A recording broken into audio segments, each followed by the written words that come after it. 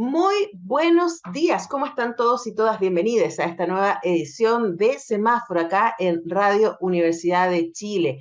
Vamos a estar conversando con Catalina Litín, directora ejecutiva de la Fundación para la Superación de la Pobreza, a propósito de que está abierta la convocatoria para la nueva edición de Servicio País.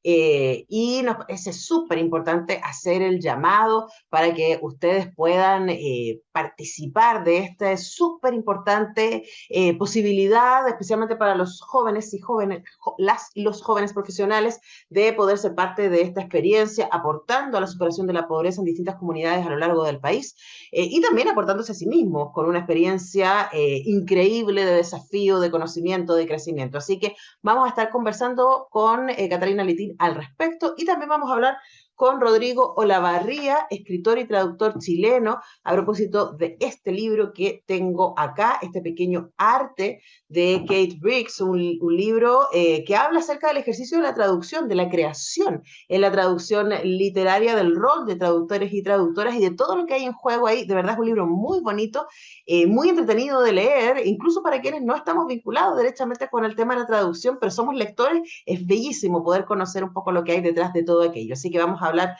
entonces con Rodrigo Olavarría al respecto y vamos a partir con una canción esperanzadora a propósito de Servicio País. Vamos a escuchar a Jorge Drexler con La guerrilla de la Concordia.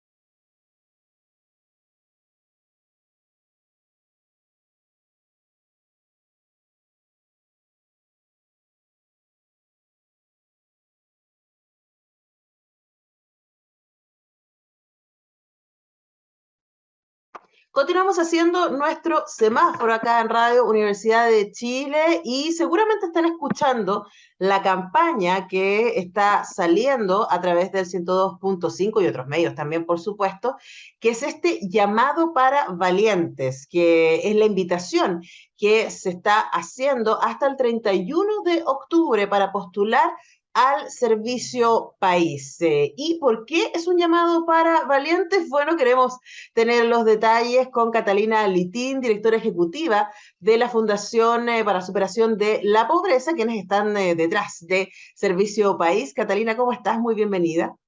Hola Gloria, muchas gracias, muy bien. En campaña, como En bien campaña. señalas, sí, así es. Excelente. Bueno, son 27 años de Servicio País, son 3.278 postulaciones que se reciben cada año para seleccionar, bueno, en este momento hay 250 profesionales que están trabajando en Servicio País en 101 comunas de Chile.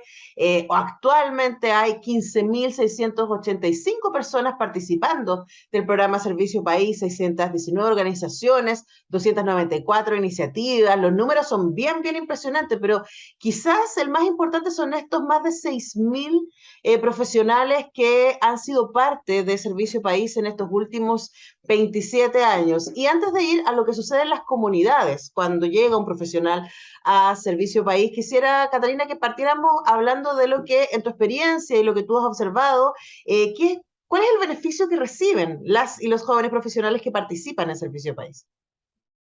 Mira, yo te diría que en este programa, en donde profesionales muy jóvenes, con muy poca experiencia laboral, a veces con esta como primera experiencia laboral inclusive, que se trasladan a vivir y a trabajar con comunidades en las zonas rurales, con altos índices de pobreza, de aislamiento en el país, lo que obtienen a cambio no solo la experiencia de vida que los marca en sus testimonios que hemos recogido para siempre, sino un aprendizaje que no está en el aula, que no está en los posgrados, que no está en las carreras que ellas mismas han cursado y que los dejan muy bien preparados para trabajar con mucha excelencia en el servicio público, si es eso lo que deciden, o incluso en la empresa privada, etcétera, en este vínculo con las personas y con las comunidades que tienen ciertas dificultades. Tenemos un altísimo porcentaje de profesionales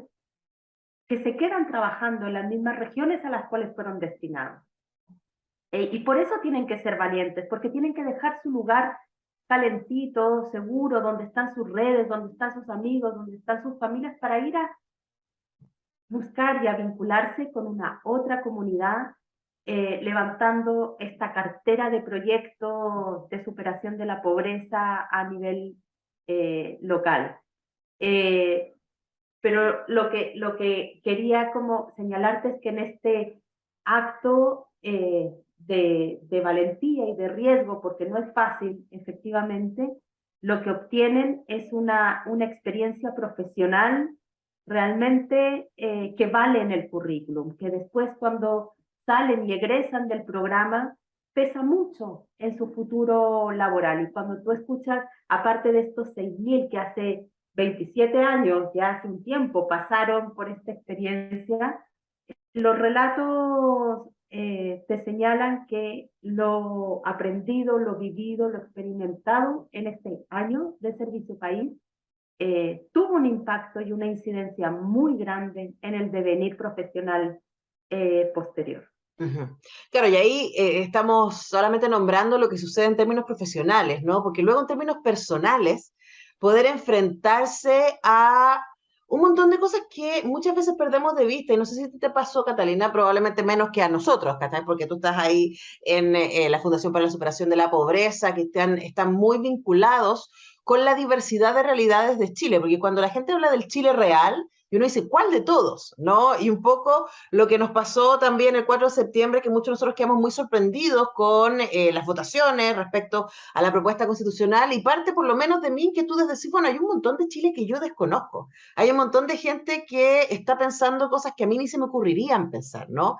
Y eso tiene que ver también con que sucede que muchos profesionales de nuestro país estamos trabajando en las urbes y no nos vinculamos con lo que está sucediendo en esta tremenda y muy diversa territorialidad que tenemos como país. No hablemos también un poquito de eso, ¿no? De lo que ustedes como fundaciones levantan también como información de las experiencias múltiples, diversas, ricas, desafiantes, que significa trabajar en las diversas realidades de Chile. Bueno, lo que tú dices es tan cierto y es tan vigente como lo era hace 27 años atrás, que es cuando nace esta idea de generar un servicio país, que era algo así como algo paralelo al servicio militar, pero una posibilidad distinta, ¿no? Tenía un poco como ese sentido. Pero con este foco tan importante en la descentralización, porque hasta el día de hoy la capacidad profesional se sigue concentrando en las grandes ciudades. Y hay un territorio extenso donde siguen viviendo millones, millones de personas, de chilenos y chilenas, que están lejos, lejos de la acción del Estado, están lejos de la acción del privado, están lejos de la política pública y están, como te decía, con altos índices de pobreza y vulnerabilidad, muy por sobre el promedio nacional. Entonces, descentralizar esa capacidad y poder mostrar ese Chile que es diverso, que tiene carencias, que tiene pobreza, que tiene aislamiento, pero que también está lleno de posibilidades, de recursos en las propias personas para poder levantar procesos de desarrollo local. Es lo que nos mueve, es el coraje que nos mueve en esta iniciativa. Eh, y este porcentaje que yo te entregaba de 40% de estos profesionales se quedan al menos 2 años en una localidad, en una región distinta de donde son originales, es muy importante, porque son muy pocos programas o iniciativas que logran movilizar la fuerza juvenil por una parte, pero también la capacidad profesional que marca un destino que es distinto, porque cuando uno conoce, entiende, se vincula con aquello que no está en el radar, ¿verdad? No está, hay que salir a buscarlo, hay que salir a conocerlo. Entonces, cuando uno logra ese conocimiento, logra ser un agente de cambio y de transformación real. Uh-huh. Y es eso justamente lo que la superación de la pobreza aquí o en cualquier parte requiere. Agentes transformadores que tengan una mirada integral, empática, con una escucha muy activa y que ponga en el centro de su acción a las personas que están pasando por una situación de pobreza y vulnerabilidad. Porque esta idea, ¿no?, de que la política o las decisiones desde cualquier centro, porque nosotros desde el centro hablamos de Santiago, pero en las grandes capitales también se produce esta concentración de la que hablamos. Cuando las decisiones quedan solo en manos de esa estructura, llega sin pertinencia, llega poco o no llega simplemente. Y ahí este brazo que es la sociedad civil organizada, instituciones como la nuestra, pero también otras, hacen que la acción del Estado llegue a donde el Estado no es capaz de llegar. Uh-huh. Y está bien que sea así. Esa acción colaborativa debe existir, no es una queja, pero sí tiene que existir un reconocimiento y un apoyo importante para lograr justamente que en este caso jóvenes chilenos, chilenas, puedan ser agentes de cambio, agentes de futuro, comprometidos con este Chile profundo que, insisto, está fuera del radar. Uh-huh. Muchas veces. Conversamos con Catalina Litini, ella es la directora ejecutiva de la Fundación para la Superación de la Pobreza, a propósito de que está abierta la llamada para Servicio País el próximo año, el 31 de octubre se cierra la convocatoria, toda la información está en serviciopaís.cl, pero quería quedarme con algo que tú decías, Catalina, que me parece importante marcar, ¿no? Yo pienso que una de las respuestas respecto a lo que pasó el 4 de septiembre y respecto a lo que está pasando en otros países, no solamente en Chile, como este detenerse del progresismo, ¿no? Eh, en parte tiene que ver con una desesperanza aprendida, con la idea de que las cosas no van a cambiar y que sí, también con muchas miradas puestas en la lógica productivista de hay que funcionar, hay que generar, pero en donde parece que los cambios para la mejora real de la vida de las personas, o como tú decías, agentes de cambio real, suena como algo súper ajeno. Y me imagino que una de las cosas que otorga también la experiencia de Servicio País es esta sensación de que yo puedo ir al lugar, poner a disposición mis conocimientos, mi expertise, mi responsabilidad, mi rigor, y que eso trae un cambio que soy capaz de ver en la comunidad a la que llego. Cuéntanos también un poco respecto a eso, que me parece que es tremendamente importante en este momento. Sin duda que sí, porque Servicio País no podría existir y no podría haber tenido estos 27 años de existencia y de vigencia sobre todo, porque me gustaría como recalcar eso, no es un programa estático, es un programa que se ha ido adecuando a las necesidades y a las contingencias y necesidades del país, ¿no? En sus distintas épocas. Eh,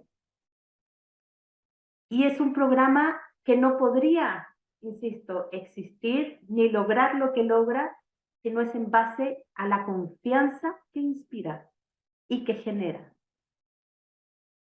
Las comunidades de las cuales estoy hablando son comunidades muy abandonadas, que tienen justamente esta desafección y esta distancia, ¿no?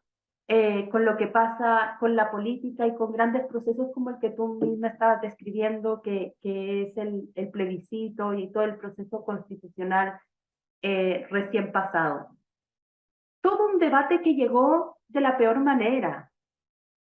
No, nadie llegó a hablar con esas comunidades, a levantar esas inquietudes, a resolver sus legítimas dudas probablemente respecto al proceso, ¿no?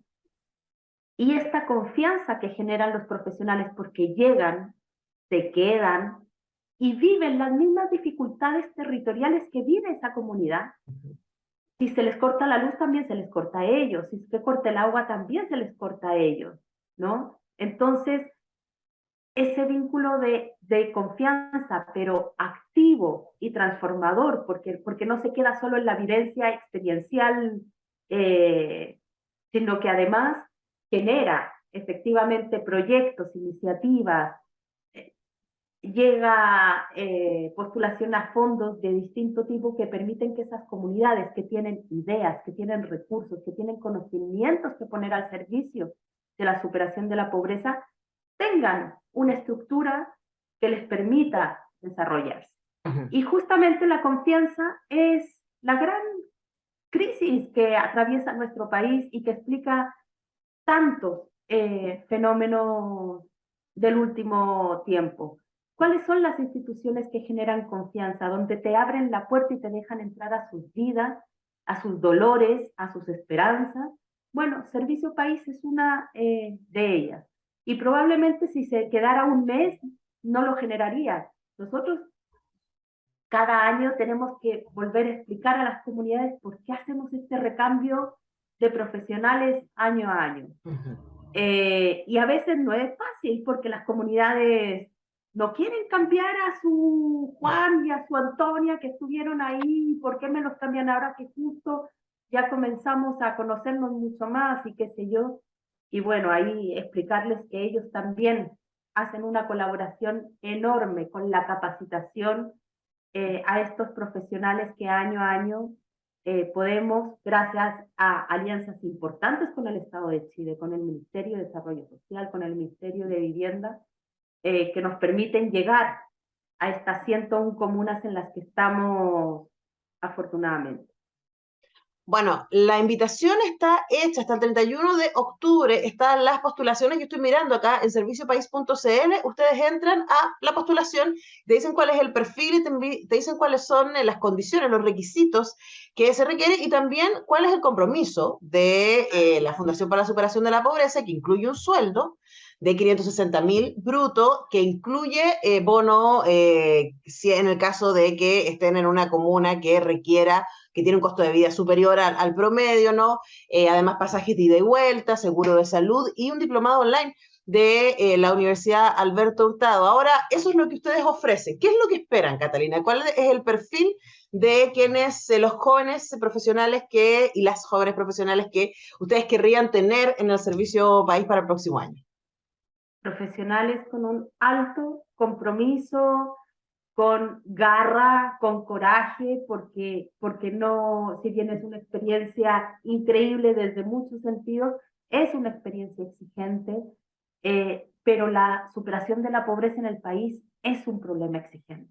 Entonces, sobre todo profesionales que estén dispuestos a quedarse y a dar esta batalla en conjunto, no solo con nosotros como parte de la fundación, sino sobre todo con las comunidades que nos están esperando y que les van a sacar el jugo a esos conocimientos, pero además les van a entregar una cantidad de otros conocimientos que no van a poder haber obtenido en ninguna otra parte. Recordemos que además estamos en un momento país difícil, no solo por las crisis sociales, políticas, sino porque venimos saliendo de una pandemia que golpeó muy duro justamente a las comunidades que viven en pobreza, en vulnerabilidad. A eso hoy le sumamos un contexto inflacionario que golpea nuevamente a los mismos grupos, ¿no? Con los que nosotros también trabajamos. Van a subir la pobreza, está subiendo. La próxima encuesta CACEN probablemente viene con cifras que no hemos visto hace muchos años. Va a ser un retroceso. Es el momento de poner nuestras mejores capacidades, nuestro mejor compromiso al servicio de la superación de la pobreza y exclusión social en nuestro país, y los jóvenes, las jóvenes, por supuesto, son un motor fundamental para lograrlo. Así que nuestra invitación es a hacer historia y a formar parte de este programa y de esta iniciativa. Una última pregunta, Catalina, que me asalta aquí mirando los requisitos. Y el requisito básico es, bueno, hay varios más, pero el básico es poseer título profesional de una carrera de mínimo 8 semestres de duración. Pero ustedes no señalan áreas. ¿Hay No, áreas prioritarias o los profesionales que lleguen de cualquier área, o sea, desde un diseñador, periodista, ingeniero comercial, médico, abogado, lo que sea sirve? así es, así es. Nosotros, por supuesto, es una, mira, llevamos apenas una semana y ya superamos las 600 postulaciones. Es mucha la demanda que recibimos aprovecho de hacer un llamado a que postulen pronto, no lo dejen para último día porque el proceso de selección ya empieza a rodar. Eh, Abrimos la postulación a todas las profesiones, luego nos toca la pega de hacer las duplas profesionales ad hoc a los distintos Ujú. proyectos, contextos que trabajamos junto con el municipio como un actor principal y con las comunidades. Pero ahí tenemos efectivamente un abanico enorme de profesionales donde es más allá de su profesión lo que nosotros evaluamos a la hora de poder seleccionar. Bueno, ya lo saben entonces. Serviciopaís.cl, la convocatoria está abierta hasta el 31 de octubre. Hemos conversado con la directora ejecutiva de la Fundación para la Superación de la Pobreza, Catarina Litín. Muchas gracias por este tiempo con Radio Universidad de Chile. Muchas gracias a ustedes y postulen, postulen. Sí, Que no se queden afuera el tiempo avanza. de esta Es, tremenda experiencia, sí, y ya estamos así como a mediados de octubre, así que no nos dimos ni cuenta cómo pasó esto. Nosotros así es. despedimos a Catalina, vamos a la música, a la pausa y ya regresamos.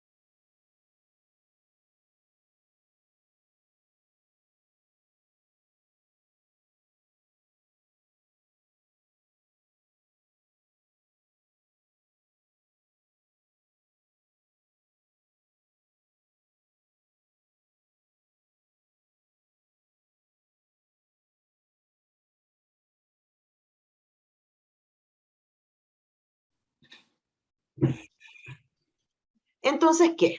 ¿Qué fue lo que dijo en realidad? O para plantear la pregunta de otra forma, ¿en qué exactamente los traductores quieren que les siga la corriente? No se trata de que la conferencia pública de Barthes o la prosa de Mann tengan que aparecer en inglés, sino la idea de que todo esto es completamente normal. Yo sé, en algún nivel, que no lo es. Sé que Mann escribió en alemán. Realmente sé que Barthes escribió y dictó esa conferencia en francés, en París, en el Collège de France. Incluso en la conferencia habla sobre qué es hablar el francés. Lo sé de una forma en que, si me interrogasen, probablemente diría, sí, sí, por supuesto, lo sé. No es que mientras lea la conferencia de Barthes en inglés piense que todo es tal como debió ser. Es que cuando estoy escribiendo y leyendo traducciones, la pregunta sobre qué es completamente normal o verdaderamente plausible, sobre qué fue realmente dicho o escrito, queda ligeramente suspendida. La traductora me pide que acepte su suspensión, suspender o suspender más aún mi incredulidad. Esto no puede ser de verdad lo que él dijo. Barthes hablaba en francés y decía que apenas podía hablar un poco de inglés. Sin embargo, voy a seguirle la corriente. En ese sentido, hay desde el principio algo especulativo, y me atrevería a decir novelístico, en el proyecto de la traductora, sea cual sea el género de escritura que esté escribiendo. La traductora nos pide que sigamos la corriente al inglés del saludo de Joaquín, al inglés de la conferencia de Barthes, de forma bastante parecida o exactamente igual a cómo el autor de ficción nos pide que creamos en el lago apenas visible desde la estación. Ver, más que cuestionar las aguas grises, como los abetos en la orilla primero son tupidos y luego raros. Eso está al principio, de este pequeño arte de Kate Briggs, que es un libro bien sorprendente, debo decir, que fue recientemente editado en nuestro país por Roneo y cuyo traductor está aquí al otro lado de nuestro Zoom, el también escritor Rodrigo Olavarría. Rodrigo, ¿cómo estás? Muy bien, Antonella. Contento también con la publicación del libro. Es Sí, el un libro, esfuerzo bien grande que por fin dio fruto ya. sí, dio fruto en este libro muy bonito, además de tapa rosa, para quienes no nos están viendo, se lo describimos. Es un libro potente, con muchas notas de más de 300 páginas, además, en donde yo quiero partir inmediatamente haciendo ese como observación, ¿no? Uno podría decir, bueno, ¿a qué le interesa un libro de traducción que no sean los traductores, ¿no? Pero la manera en que escribe Kate Briggs es muy fascinante porque es casi como un diario, es un diario que está lleno de anécdotas, en algunos momentos juegas con la novela, pero sobre todo a mí me pareció súper apelativo. Está todo el rato hablándonos, ¿no? Y como generando complicidad con el lector o la lectora respecto a este Genera, ejercicio. genera bastantes complicidades porque por un lado, claro, para los traductores está el hecho de que ella se muestra también como una traductora y muestra su vulnerabilidad como tal.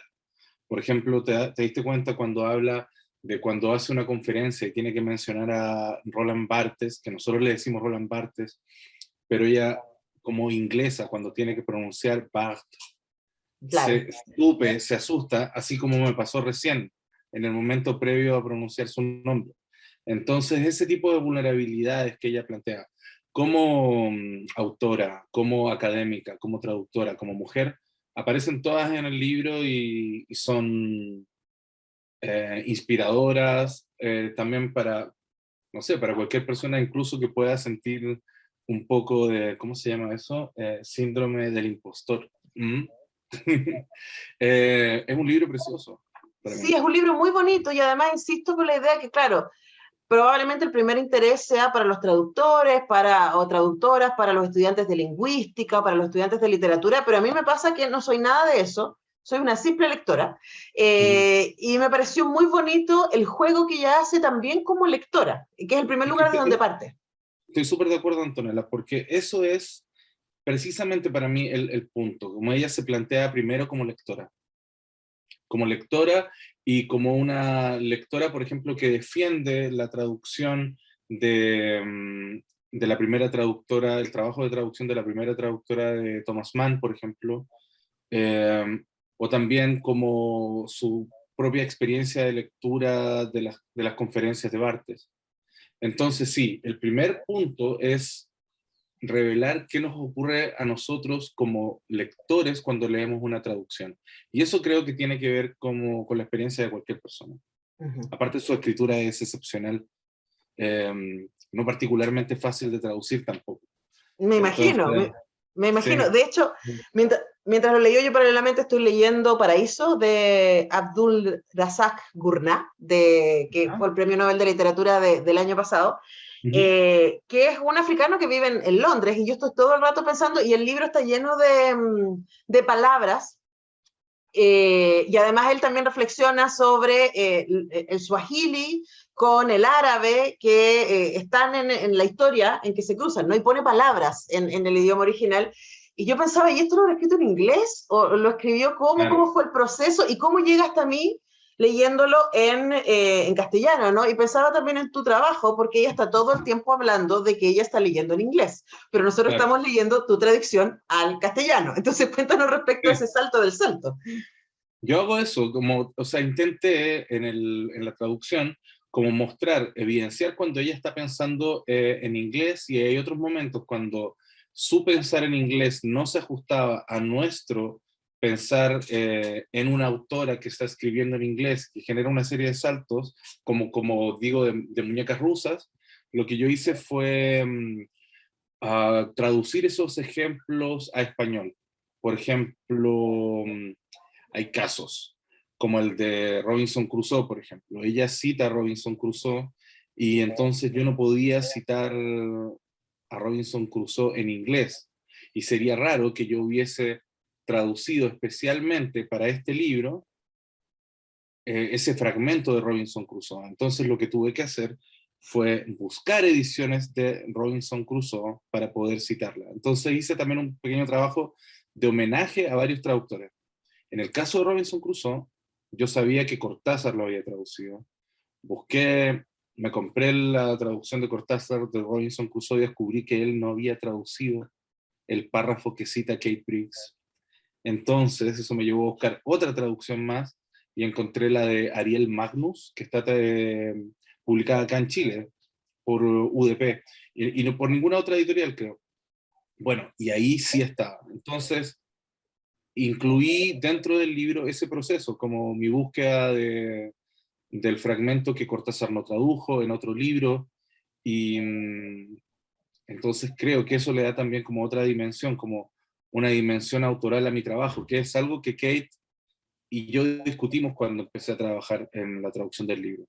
Ujú. Ella me pidió, de hecho, siéntete lo más libre que puedas. Ahora, es interesante porque aquí estamos hablando de la traducción de un libro sobre la traducción, Ujú. pero un poco lo que ella hace en este pequeño arte es invitarnos a reconocer que eso siempre está, y por eso escogí el párrafo que leí al principio, ¿no? Que lo Ujú. pasamos por alto. Es como que asumimos que, es como Vale. pensaba yo, hace poco estaba hablando a propósito de la ópera Patagonia, con Sebastián Ujú. Errázuriz la semana pasada, y él decía como el desafío que había sido para él buscar sonoridad tehuelche para que los personajes de la historia, que son mujeres indígenas tehuelches, hablaran en una lengua que ya no existe. Y uno dice, y que Sí. luego que uno está tan acostumbrado a ver películas de romanos que hablan en inglés, por dar un ejemplo, ¿no? Ujú. Sí, Y totalmente. O claro, sea, son series de convenciones que uno asume y arbitrariedades que uno asume al acercarse a una obra de arte. Como por ejemplo, en este caso, claro, unas sonoridades que tengan que ver con la Patagonia tendrían que ser, no sé qué, vientos, maderas, brisnas de hierba, cosas que te conviertan, te transporten hacia allá, pero la sonoridad de un lenguaje es completamente otra cosa. En el caso de la literatura es muy curioso que cuando uno abre un libro que está traducido, jamás su primer pensamiento es, ok, voy a pensar que esto fue escrito en ruso originalmente. Y uno no se imagina a una persona quemándose las pestañas eh, o atiborrándose de café por la mañana, eh, traduciendo ese fragmento o ese libro que está leyendo. Es el mismo tipo de pacto que se realiza cuando uno lee un libro y cree que, o sea, se hace creer a sí mismo que es una verdad. uh-huh. Ese pacto fictivo se realiza en varios niveles más. Se realiza ahí al nivel de la lengua y al nivel también de que no te están tomando el pelo. Sí, y por eso es interesante cuando ella habla entonces de que cuando uno acepta ese pacto con el traductor o con la traductora en este caso, uno acepta el mismo pacto que acepta en una ficción, ¿no? Y ahí aparece una pregunta que me parece interesante hacerte a ti, pensando que eres escritor y traductor, que es el ejercicio creativo que hace un traductor o una traductora cuando traduce tanto, en este caso, un ensayo, como cuando traduce ficción. Es como Claro. sabemos que la cultura está en la lengua y cuando hay entonces un trasvasije, hay cosas que se pierden y hay cosas que se ganan, como siempre en cualquier trasvasije, ¿no? ¿Cómo se resuelve eso?